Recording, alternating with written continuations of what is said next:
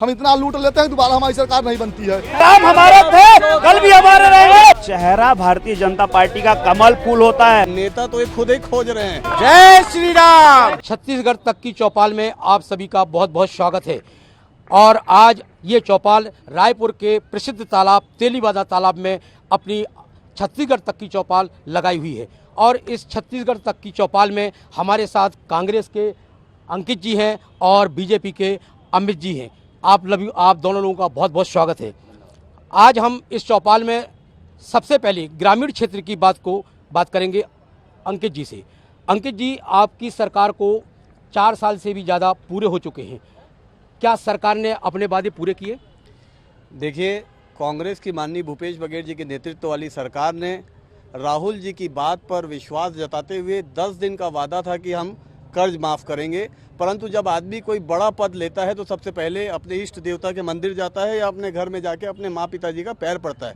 वो न करके हमारे माननीय मुख्यमंत्री, जो स्वयं एक किसान है, उन्होंने मंत्रालय जाके 2 घंटे के अंदर 18 लाख किसानों का अगर 10,000 करोड़ माफ़ किया तो ये छत्तीसगढ़ के किसानों के लिए एक बड़ी जीत थी। किसानों ने, मैं आपको बताना चाहूँगा, चुनाव से पहले धान बेचना बंद कर दिया था क्योंकि उनको विश्वास था कि कांग्रेस की सरकार आएगी और किसानों की सरकार रहेगी। और आज मैं आपको बताऊंगा, इस चुनाव में किसान सबसे पहला व्यक्ति होगा जो 20 क्विंटल धान बेचने के लिए आतुर रहेगा और आगे जाके धान बेचेगा। न सिर्फ धान की बात करूं, मैं ग्रामीण परिवेश में जितनी भी चीज़ें होती है, आज छत्तीसगढ़ के बेटे को इंग्लिश बोलनी आए, इसको लेके स्वामी आत्मानंद स्कूल खोले गए हैं। स्वास्थ्य की बात करें तो हाट बाजार क्लिनिक में लाखों का मुफ्त इलाज हो रहा है। धनवंतरी योजना की बात करें तो 71% तक की दवाइयाँ मुफ्त में, जेनरिक दवाइयाँ 71% सब्सिडी के साथ दी जा रही है।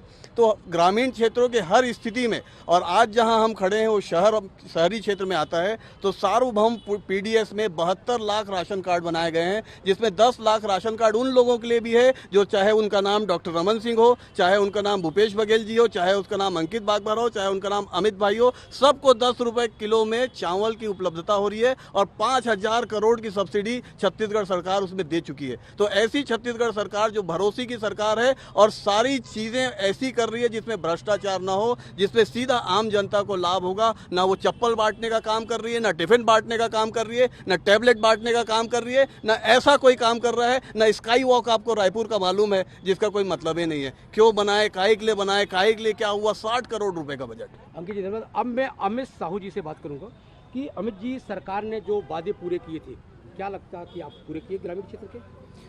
देखिए, जो ग्रामीण अर्थव्यवस्था भारतीय जनता पार्टी की सरकार ने छत्तीसगढ़ में बनाई थी वो अब टूट सी चुकी है। जो गांव-गांव में सड़कों का निर्माण प्रधानमंत्री सड़क योजना के तहत किया था छत्तीसगढ़ की सरकार ने, ताकि ग्राम की अर्थव्यवस्था, ग्राम की चलने की व्यवस्था और ग्राम एक आर्थिक संपन्न हो, इस उद्देश्य को लेकर छत्तीसगढ़ में भारतीय जनता पार्टी की सरकार ने काम किया था। मगर वो विश्वास, वो अटूट जो नाता था सरकार और ग्रामीण अर्थव्यवस्था का, वो टूटते नजर आ रहा है। और एक छलावा उन्हें महसूस हो रहा है कि छत्तीसगढ़ में जो सरकार है वो सिर्फ हमारे साथ छल रही है। हमारे जो उद्देश्य थे, हमारे जो सोच थे, हमारे जो विचार थे, हमारा जो विश्वास था वो टूट चुका है। ये विश्वास अब छत्तीसगढ़ की ग्रामीण की जो जनता है वो खो चुकी है। अब निश्चित ही उनका विश्वास भाजपा के प्रति फिर से अटूट हो रहा है, क्योंकि भाजपा ने ही छत्तीसगढ़ के हर कोने को विकास किया है। चाहे आप बस्तर की बात करो, चाहे आप सरगुजा की बात करो, चाहे अन्य 3 संभाग, चाहे दुर्ग संभाग हो, बिलासपुर संभाग हो या रायपुर संभाग हो, हर एक ऐसा कोई गांव नहीं जहां पर सड़क की कनेक्टिविटी नहीं है, जहां पर पेयजल की व्यवस्था नहीं है, और तो और वहां पर इंटरनेट की कनेक्टिविटी, वहां पर स्वास्थ्य सामुदायिक केंद्र, वहां पर मुफ्त इलाज, वहां पर मुफ्त राशन, अगर ये सभी चालू अगर किया है तो वो भारतीय जनता पार्टी की जो विचारधारा है अंत्योदय के तहत जो काम करती है उसके तहत। क्योंकि छत्तीसगढ़ एक ऐसा राज्य था जहां पर धर्मांतरण बहुत सर्वाधिक होता था। धर्मांतरण क्यों होता था?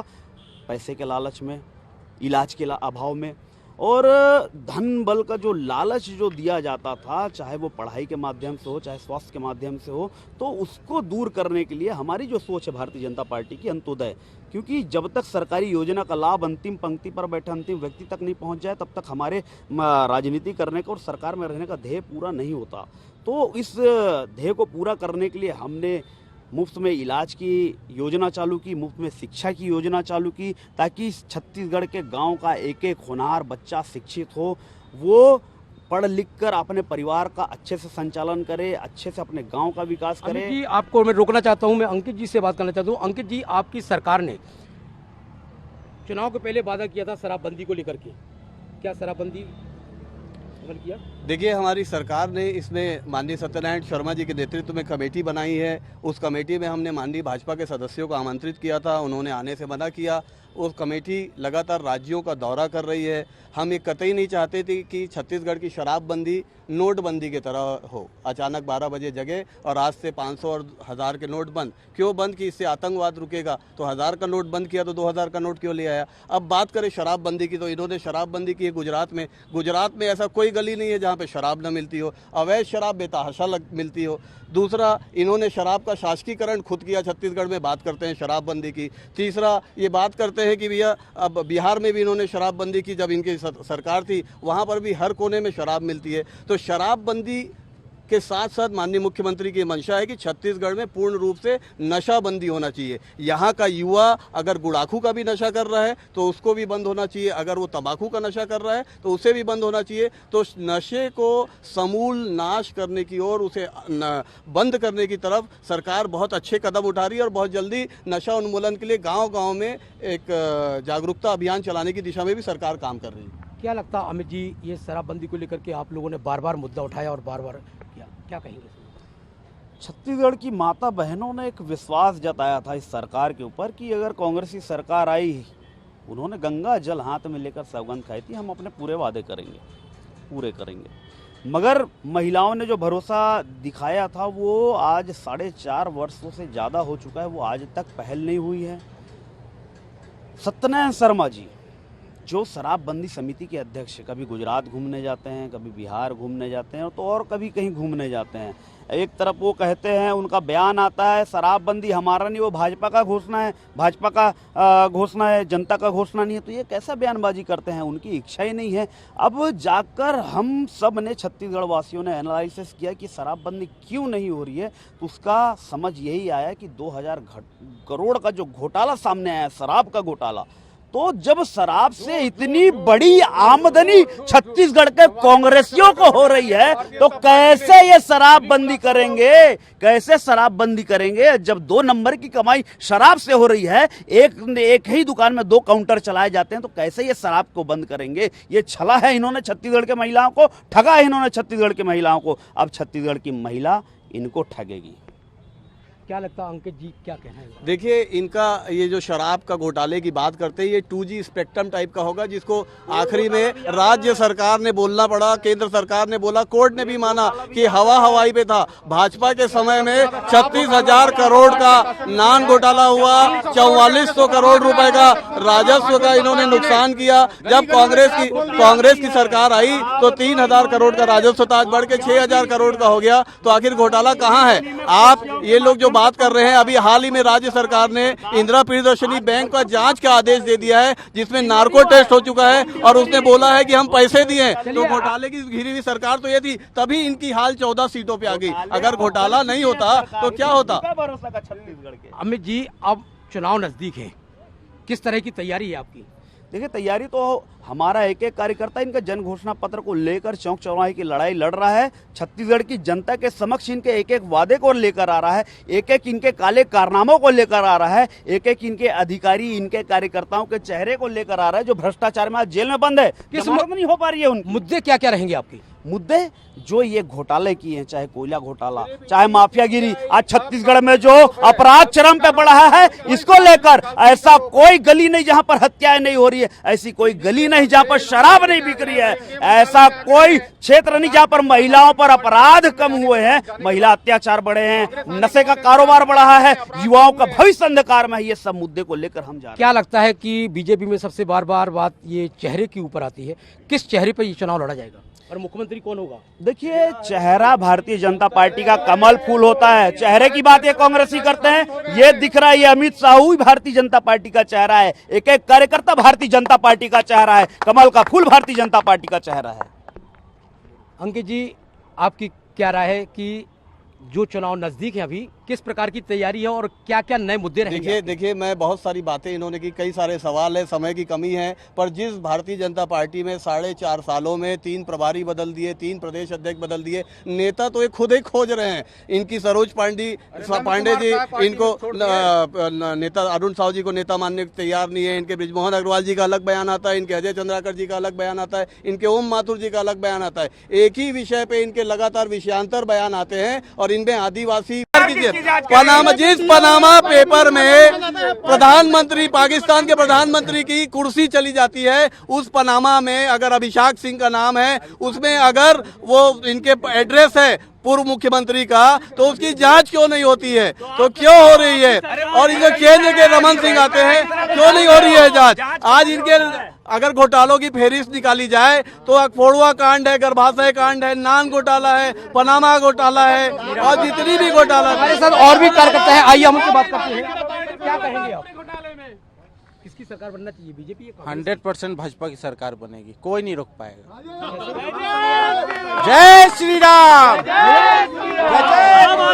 भूपेश बघेल जी के साथ है। मैं आपको बताना चाहूंगा कि ये जो जय श्री राम का नारा लगाते हैं, आपको मालूम होगा जब रामायण में युद्ध हुआ था उधर से नारा लगता था जय लंकेश। तो आक्रोश में और अपने मर्यादा पुरुषोत्तम श्री राम के लिए इन्होंने जय श्री राम का नारा लगाया। छत्तीसगढ़ में प्रभु श्री राम यहाँ के भाषा है, हमारा है। देखो, राम की बात करने का अधिकार तो किसी कांग्रेसियों का नहीं है। ये वही कांग्रेसी है जो भगवान राम के काल्पनिक होने का दावा करते थे। ये वही कांग्रेसी है जो भगवान राम थे ही नहीं तो राम सेतु कैसे कहने वाले लोग, ये दोगले लोग हैं। आज इनको मालूम चल गया है कि तुष्टीकरण की राजनीति नहीं चलने वाली, इनको मालूम चल गया है कि ईसाई और मुस्लिम वोट से नहीं जीतने वाले, तो ये राम के शरण में आ गए, क्योंकि इनको मालूम है कि राम नाम सत्य है। इनको मालूम चल गया है, अरे राम हमारे थे, कल भी हमारे रहेंगे और सदैव हमारे हैं, क्योंकि राम भक्त है हम, राम भक्त है हम। जय श्री राम। ये 36 टुकड़े में बटी हुई छत्तीसगढ़ की कांग्रेस सरकार अब सफल नहीं हो पाई। अरे गौ माता का संरक्षण करने के लिए इन्होंने गौशाला घोटाला किया, गौठान का घोटाला किया। नरवा गरवा गुरुआ बारी कहाँ गवा गए संगवारी, कहाँ गवा गए? बहुत बहुत धन्यवाद आप लोगों का।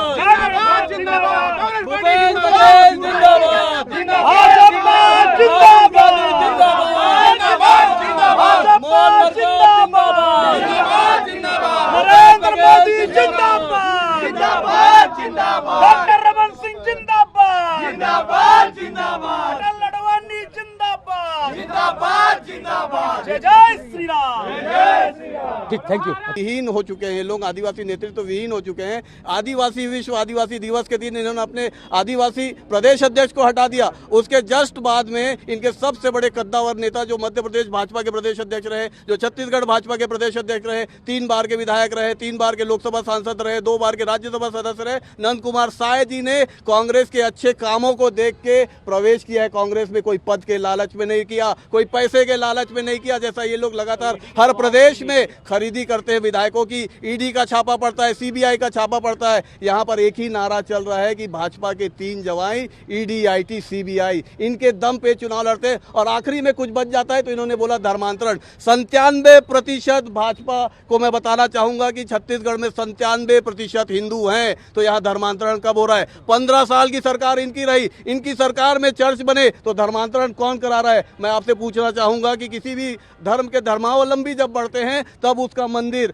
मस्जिद या गिरजाघर बनता है, और अगर गिरजाघर बड़े हैं तो इनके कार्यकाल में बढ़े। और मैं बोलना चाहूंगा कि इनके लोगों ने जगदलपुर में कसम खाए रोड में खड़े होके कि हम क्रिश्चियन और मुस्लिम समुदाय के साथ आर्थिक रूप से बंदी करते हैं। तो इनसे सवाल है क्यों नहीं ये अपना अल्पसंख्यक मोर्चा बंद कर देते हैं? क्या लगता है आपको, मुस्लिमों से इतनी नफरत? क्या लगता है कि आपको फिर से कांग्रेस रिपीट करेगी? बिल्कुल भरोसा है बरकरार, कांग्रेस फिर से इस बार, क्योंकि कांग्रेस की सरकार भरोसे की सरकार है। 1 करोड़ से ज्यादा लोगों को डायरेक्ट लाभ मिल रहा है, 3.25 करोड़ लोगों को सीधा लाभ मिल रहा है, चाहे वो हम सार्वभौम पीडीएस की बात करें, चाहे हम कर्जा माफ की बात करें, चाहे हम बिजली बिल हाफ की बात करें, करें, चाहे हम इलाज की बात करें, चाहे हम और तो और स्वामी आत्मानंद स्कूल में 2.5 लाख बच्चे अंग्रेजी की शिक्षा प्राप्त कर रहे हैं। इन्होंने तो बस्तर में 300 स्कूल बंद कर दिए थे। 1750 किसानों की 4400 एकड़ जमीन टाटा के लिए लेके रखी थी, जिसको छत्तीसगढ़ ने वापस किया, छत्तीसगढ़ की कांग्रेस सरकार ने। ऐसा विश्व में कभी नहीं हुआ। और आपको बता दूं, इनके समय में तो जमीनों के कब्जा होते थे। आज हमारा नरवा गरवा गुड़वा बाड़ी के चलते पूरे प्रदेश में 1.25 लाख एकड़ जमीन सुरक्षित कर ली गई है। तो ये कांग्रेस सरकार में हुआ है। कांग्रेस जीतती है तो मुख्यमंत्री कौन होगा? भाई जो काम सबसे अच्छा कर रहा है और केंद्रीय नेतृत्व चाहता है, केंद्रीय नेतृत्व तय करता है। माननीय भूपेश बघेल जी भी बोल चुके हैं कि हम यहाँ पर केंद्रीय नेतृत्व राहुल गांधी जी के चेहरे पे, खड़गे जी के चेहरे पे, प्रियंका गांधी जी के चेहरे पे, सोनिया गांधी जी के चेहरे पे चुनाव लड़ेंगे। इनके तहत 4-4 बार 3-3 बार लोग नहीं बदलेंगे, क्योंकि ये लोगों को समझ ही नहीं आ रहा है, क्योंकि ये लोग कहीं पर कुछ नहीं है। ये लोग इतने हताश हैं कि कुछ भी बात कर रहे हैं। खुद अमित साहू जी को भाजपा में प्रदेश अध्यक्ष थे, अच्छा काम कर रहे होते तो क्यों हटाया जाता? इनसे भी सवाल। अमित जी क्या करेंगे? देखिए, सबसे पहले तो मैं अंकित भाई के सवालों का जवाब ही देना चाहूँगा कि देखो, ये नंद कुमार साय जी की बात करते हैं। नंद कुमार साय जी हमारे पार्टी के एक ऐसे दिग्गज नेता थे जिन्होंने संकल्प लिया है कांग्रेस मुक्त छत्तीसगढ़ का। उसी संकल्प को पूरा करने के लिए वो कांग्रेस में गए हैं, और जब तक कांग्रेस को खत्म नहीं करेंगे वहां से वापस नहीं लौट के आएंगे। एक ही जवाब है इनको। और दूसरी बात, ये बात करते हैं शिक्षा की, कोई रंग पेंट करके उसी इंफ्रास्ट्रक्चर को नया नामकरण देना, नामकरण करना ही नया स्कूल खोलना नहीं होता। एक नया ईंटे का स्कूल इन्होंने बनाया क्या? पूछे इनसे। आज ये छत्तीसगढ़ में बात करते धर्मांतरण की, जब ये एक समय में हम कहते थे कि धर्मांतरण हो रहा है, धर्मांतरण हो रहा है, इनका एक ही आरोप रखता था कि भारतीय जनता पार्टी धर्मनिरपेक्षता की राजनीति नहीं करती, वे धार्मिक कट्टरता की राजनीति करती है। तो हम ये कहना चाहते थे, जब पूरे प्रशासन के सूबे का मुखिया, सुपरिटेंडेंट ऑफ पुलिस ने पत्र लिख के इनकी सरकार के मुख्यमंत्री भूपेश बघेल, माननीय भूपेश बघेल जी को चेताया था कि धर्म का युद्ध और जातिगत युद्ध एक साथ हो सकता है, इसको अगर आप रोक सकते हैं तो रोक लीजिए। मगर ये सुनने वाली थोड़ी ना है, क्योंकि देखो 2000 से 2003 के बीच भी एक धर्मांतरण कराने वाली सरकार एजेंट के रूप में बैठी थी, वो इटली वाली रानी की। अजीत जोगी जो बैठा था वो धर्मांतरण का राजा था छत्तीसगढ़ में। उसके बाद जब छत्तीसगढ़ में भाजपा की सरकार आई तो हमने अंत्योदय योजना लागू करके हमने उसको रोका, मगर फिर पुनः छत्तीसगढ़ में भूपेश बघेल नाम का व्यक्ति धर्मांतरण का एजेंट बनकर बैठा है, जिसमें नारायणपुर सुलग रहा है, जिसमें बस्तर सुलग रहा है, और तो और जिहादी आतंकियों के आतंक भी बढ़ गए। बीरनपुर में हिंदुओं की हत्या हो रही है, इनके मंत्रियों को फुर्सत नहीं। दुर्ग संभाग से 5-5 मंत्री आते हैं, स्वयं मुख्यमंत्री आता है, उनको फुर्सत नहीं हिंदुओं पर हो रहे अत्याचार को लेकर, क्योंकि इनके तो गोदी में बैठाकर खिलाने वाले जिहादी हैं, इनके गोद में खेलने वाले ईसाई तुष्टीकरण की राजनीतिकरण करने वाले हैं। और ये तुष्टीकरण की बात करते हैं, एक जमाने में ये हलफनामा दायर करते थे कि भगवान राम तो है नहीं तो राम से तू कैसा। आज चलिए अमित जी, हमारे साथ और भी लोग हैं, आइए हम इससे बात करते हैं। क्या चाहते हैं? अरे ये सांप्रदायिकता की राजनीति करते हैं, भ्रम की राजनीति करते हैं, धर्मांतरण की राजनीति करते हैं। ये बताया ना 15 साल में किया क्या इन्होंने? मणिपुर जल रहा है, मणिपुर की क्या स्थिति है? क्या वहाँ भी सांप्रदायिकता है? गृह मंत्री अमित शाह क्या कर रहे हैं? आज वो आए थे छत्तीसगढ़, उनसे पूछना चाहिए कि क्या किया उन्होंने मणिपुर हिंसा के लिए। और लगातार ये बात करते हैं धर्मांतरण हो रहा है, सबसे ज्यादा चर्चा इन्हीं के शासनकाल में। क्या लगता है कि भूपेश सरकार अच्छा काम कर रही है, फिर से रिपीट होना चाहिए? भूपेश सरकार भरोसे की सरकार है। जिस तरह से ग्रामीण अर्थव्यवस्था को मजबूत किया गया, इस छत्तीसगढ़ के अंतिम व्यक्ति के खाते में सीधा पैसा डाला गया, भ्रष्टाचार मुक्त प्रदेश बनाया गया, उससे स्वाभाविक है कि इस बार अब की बार 75 पार होगी भूपेश की सरकार। क्या लगता है आपको 75 पार होगी? 110% 75 पार होगी, क्योंकि भूपेश बघेल जी ने जो उपलब्धियां छत्तीसगढ़ में दिखाई है और किसानों और गरीबों के लिए, महिलाओं के लिए सशक्त महिलाकरण किए हैं, और नरवा गरवा घुरवा बाड़ी के तहत कार्य कर रहे हैं। ये गांव ग्रामीण अर्थव्यवस्था को सुदृढ़ करने के काम छत्तीसगढ़ सरकार ने किया है। और गढ़बो नवा छत्तीसगढ़ एक केवल नारा नहीं बल्कि खुशहाल छत्तीसगढ़ का एक हमारे साथ और भी कार्यकर्ता लोग हैं, मैं बात करता हूँ। क्या लगता है आपको कि क्या इनके पास मुख्यमंत्री का चेहरा नहीं है? ये बोल रहे हैं ना, बहुत सारे हमारे पास चेहरे हैं। बिहार से इनको लोकसभा सांसद, राज्यसभा सांसद इनको नहीं मिला, ये बिहार से यहाँ लेके आए, इनको और कोई नहीं मिला छत्तीसगढ़ में। लोकल यहाँ पे खुद बात करते हैं, परदेसिया बोलते हैं, अब परदेसिया लेके आए। अब मुख्यमंत्री का चेहरा बिहार से लेके आएंगे, इनको लोकल नहीं मिला यहाँ पे कोई भी। 2 राज्यसभा सांसद बाहर से लेके आ गए। इन 4 सालों में भूपेश जी का कार्य कैसा रहा?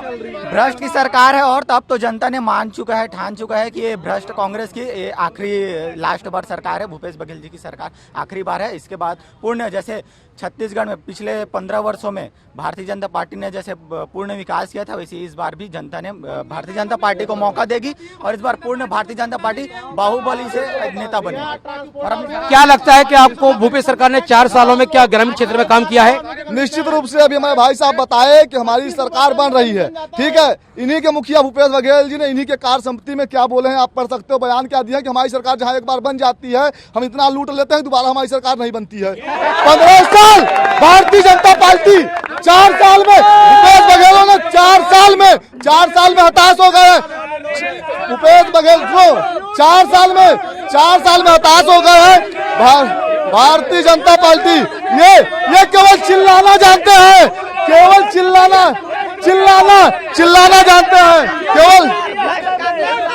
हाँ रुको एक मिनट हाँ रुको एक मिनट बताऊंगा।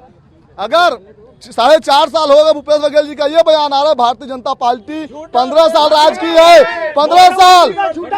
अच्छा भूपेश ये झूठा बयान, अब इन्हीं के लोग भूपेश कांग्रेस के कार्यकर्ता भूपेश बघेल का झूठा बयान बता रहे हैं। शर्म आना चाहिए उन्हीं के कार्यकर्ता। ये देखो झूठा बयान आना चाहिए भाई। देखिए मैं एक बात की तारीफ करता हूँ, कांग्रेस की तारीफ करूंगा। कांग्रेस कुछ चीजों में विकास बहुत अच्छा करती है, जैसे सबसे पहले अपराध में विकास कांग्रेस चरम सीमा में। दारू कोचियागिरी में कांग्रेस विकास नंबर 1। अवैध शराब छत्तीसगढ़ में जो अभी तक सबसे बड़ा मामला है वो अवैध शराब। एक तो पहले नकली शराब पिलाए, ऊपर से 10 से 20 रुपए एक्स्ट्रा लिए। इसमें छत्तीसगढ़ में कांग्रेस की सरकार चरम स्तर पर नंबर 1 पर विकास कर रही है, मैं मानता हूं। और इसके लिए मैं ताली बजा के धन्यवाद करता हूं कि हाँ आपने विकास किया है। आप दारू के विषय में विकास किए हो, आप अपराध के विषय में विकास किए हो, आप गुंडागर्दी में विकास किए हो, आप इससे ज्यादा विकास नहीं किए हो। आप झूठ फैलाते हो कि हमने छत्तीसगढ़ को अपराध मुक्त कर दिया, सबको रोजगार दे दिया। आपने हमेशा झूठ फैलाया कि हमने रोजगार दे दिया। लंबे बैनर, लंबे पोस्टर, छत्तीसगढ़ बेरोजगारी मुक्त छत्तीसगढ़ हो गई है। ऐसा नहीं होता साहब। अब बात असल में ये भैया मुद्दा तो है नहीं बीजेपी वालों का, पूरा मुद्दाहीन बातें ये वही करेंगे, हिंदू मुस्लिम है ना, बस इतना ही मैं बोल रहा हूँ। ये नाम है। अगर यदि ये घोटाले की बात कर रहे हैं तो मैं इनसे पूछना चाहता हूँ, ईडी को ये पनामा घोटाला जो इतने दिन से चल रहा है इस पे क्यों जांच नहीं कराते? सरकार जांच कराएगी। मैं आपसे बोलना चाहूंगा 36,000 करोड़ रुपए का जो नान घोटाला हुआ है उसमें ईडी में दर्ज है, क्यों नहीं जांच होती है? ईडी इनको यही नहीं मालूम है कि केंद्र सरकार किसकी जांच करेगी। बीजेपी का कहना है कि जनता भूपेश सरकार से हताश हो चुकी है और कांग्रेस का कहना है कि इस बार हम 75 सीट से भी ज्यादा पार करेंगे। रायपुर से महेंद्र नामदेव, छत्तीसगढ़ तक के लिए।